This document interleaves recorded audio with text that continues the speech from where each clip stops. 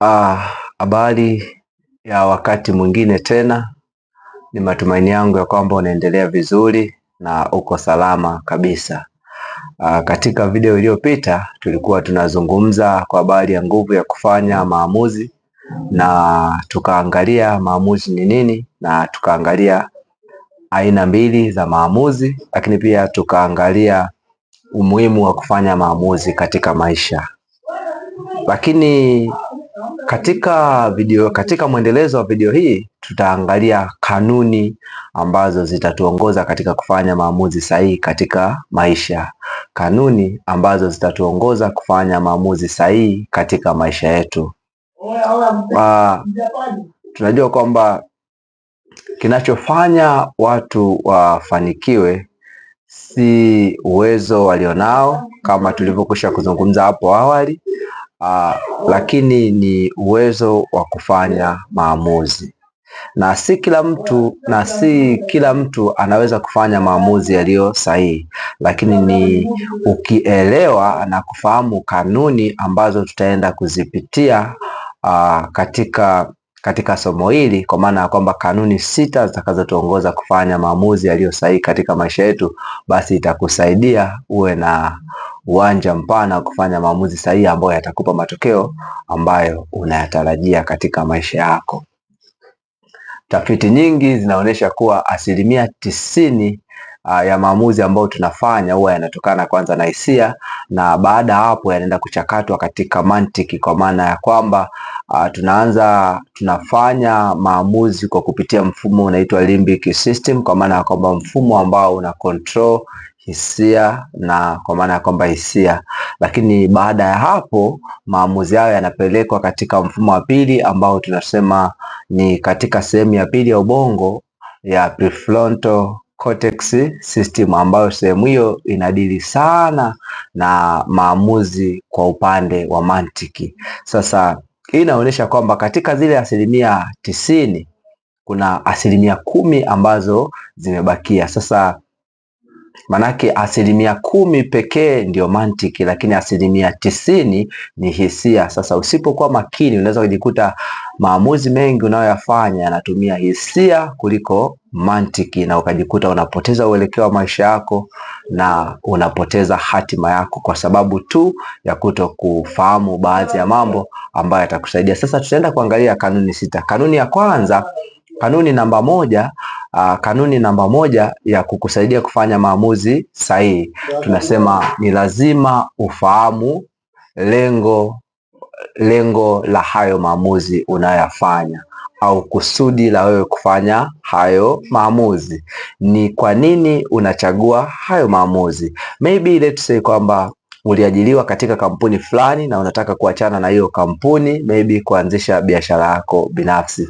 Je, ni sababu zipi ambazo zinakuvuta wewe kutoka katika hiyo kampuni na kwenda katika kujiajiri kwenye biashara yako binafsi? Ukikuta kama hakuna sababu za msingi, au hauna sababu ya msingi ambayo inakufanya uondoke kwenye kampuni na uende kujiajiri, maana yake ni kwamba kuna hatari kubwa maamuzi hayo yakaja kugharimu baadaye na ukaja kujutia. Sasa kabla hujafanya maamuzi yoyote, ni lazima uhakikishe kwamba kuna sababu gani ndani yake ambayo inakusukuma kufanya hayo maamuzi, na kwa kufanya hivyo itakusaidia ufanye maamuzi ambayo yatakuwa ni maamuzi bora na sahihi, na ambayo yatakufanya usijute hapo baadaye. Lakini kanuni namba 2 ni kanuni ya utulivu. Tunasema kabla haujafanya uamuzi wowote sahihi, au kabla hujafanya uamuzi wowote ule, manake tunasema ni hatari kubwa sana ukifanya uamuzi wowote ule ukiwa katika hisia ya hali ya juu ya hasira au ya furaha.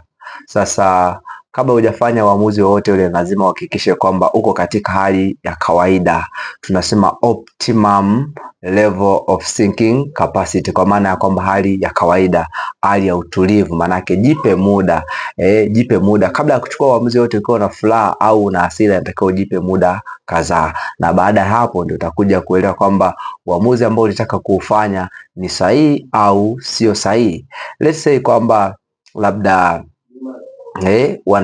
mpo kwenye kikundi. Sasa wanasema kila mtu anatakiwa kuahidi kiwango fulani cha fedha. Sasa manake kabla haujaahidi kile kiwango cha fedha, ni lazima ujihakikishie kwamba kile ambacho unataka kukiahidi au kukisema au hujakisema ukiwa na hisia ya furaha au hisia ya hofu, kwa maana utakifanya kitu ambacho baadaye kitafanya ujute, na watu wengi hili swala limewaumiza. Kwa nini? Kwa sababu utakuta mtu amesema kitu kwa sababu alikuwa na furaha ya hali ya juu, na pengine amefanya kitu kwa sababu alikuwa na hasira ya hali ya juu. Katika tukio moja la ugawaji wa tuzo, tunaona Will Smith alimpiga msanii mwenzie, alimpiga kofi, na watu wakabaki wanajiuliza, kwa nini, mbona afanani kitu hichi? Kwa nini? Kwa sababu alifanya uamuzi akiwa na hasira na akachukua hatua. Baadaye alienda alimuomba msamaha, lakini swala lile liliendelea kubaki kwa muda mrefu. Kwa hiyo unatakiwa kuwa makini na kufanya maamuzi ukiwa katika hali ya utulivu kabisa, na katika emotional ya kawaida ambayo sio ya furaha sana au sio ya hasira sana, ikiwa ya kawaida. Lakini jambo la tatu au kanuni namba 3 tunasema ni gharama ya fursa. Gharama ya fursa au opportunity cost. Tunasema maamuzi yote ambayo unayafanya ni lazima ujihakikishie kwamba navyoacha jambo moja naenda kufanya jambo lingine. Je, ni kitu gani ambacho ni bora zaidi anachoenda kukifanya? Kinachonifanya ni kitu gani bora zaidi ambacho kinanifanya niamue kuchukua uamuzi huu na kuacha uamuzi huu mwingine? Kwa maana ya kwamba unavyoamua kuchukua kitu, manake kuna machaguo mengi. Sasa lazima uelewe kwamba kinachonifanya niachane na uamuzi huu na kufanya uamuzi huu hapa mwingine ni kitu gani. Sasa ni lazima uangalie kwamba maamuzi yoyote yana gharama. Manake ukitaka kuishi maisha manake tunasema nataka kuishi maisha ya kufuatia malengo yako, manake umechagua njia ya kufuata malengo yako ili kutimiza hatima yako. Manake hapo kuna gharama, manake umekubali kufunga milango ya uvivu, umekubali kufunga milango ya kutumia rasilimali zako nje na malengo ya maisha yako. Kwa hiyo kufanya hivyo utajikuta unafanya maamuzi ambayo ni sahihi. Lakini kanuni namba 5 tunasema kanuni namba 5 tunasema ni kanuni ya utawala. Kanuni ya utawala kivipi? Kwa maana ya kwamba unakuwa unatumia tunasema 10:10:10, kwa maana ya kwamba unakuwa unaangalia maamuzi haya ninayoyafanya baada ya dakika 10, je, sitayajutia? Na maamuzi haya ninayofanya, je, baada ya miezi 10 hapo baadaye sitayajutia? Lakini pia unaenda mbele zaidi kwamba maamuzi hayo ninayofanya baada ya miaka 10 baadaye itakuwaje? Moja kati ya waandishi nguli wa vitabu Mark Twain alishawahi kusema kwamba miaka 20 baadaye ni kwamba watu wengi watajikuta kwamba wanajutia kwa vile vitu ambavyo walivifanya kuliko vile ambavyo hawajavifanya. Kwa uamuzi wowote ambao unataka kuuchukua ni lazima uhakikishe kwamba unapima athari zake, au unakuwa unaangalia, je, hichi kitu hakitanifanya nijute hapo baadaye? Kama kitakufanya ujute, manake hauna sababu ya kuichagua hiyo njia, lakini kama hakitakufanya ujute, manake una kila sababu ya kuichagua hiyo njia na kwenda katika njia bora zaidi. Lakini kanuni nyingine tunasema ni kanuni ya uwajibikaji. Tambua kwamba uamuzi wote ambao unauchukua utahitaji wewe uwajibike.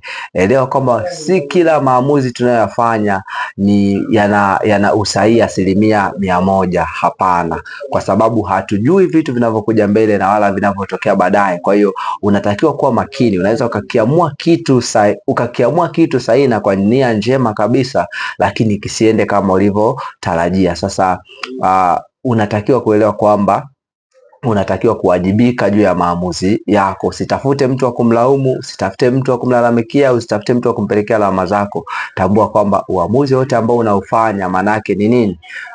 Wewe ndio unatakiwa kuwajibika, kwamba it's okay kwamba nilifanya maamuzi lakini hajaenda sawa nilivyotaka, lakini kitu ambacho kinatakiwa kufanyika ni kuwa natakiwa kujifunza kutokea kwenye haya maamuzi ambayo nimeyakosea na kwenda kubadilisha zaidi ili niweze kufanikiwa zaidi katika nyakati zijazo au katika malengo ya hapo baadaye.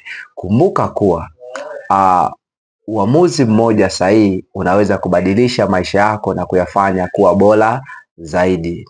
Usikubali kufanya maamuzi pasi na kufuata kanuni maalum za kufanya maamuzi, kwa sababu si kila maamuzi unayoyachukua yatakupa matokeo ambayo unayataka. Kuna maamuzi mengine yanaweza kusababisha hapo baadaye ukaja kujuta. Kwa hiyo kanuni hizi ni kanuni ambazo watu wengi sana wanazitumia na ni kanuni ambazo zimewasaidia watu wengi sana. Kwa hiyo kumbuka kuwa unatakiwa kuwa na kanuni maalum ambazo zinakuongoza kufanya maamuzi. Lakini pia usisahau kusubscribe, comment na kushare ili uendelee kupata video zetu zaidi. Asante sana, wakati mwingine.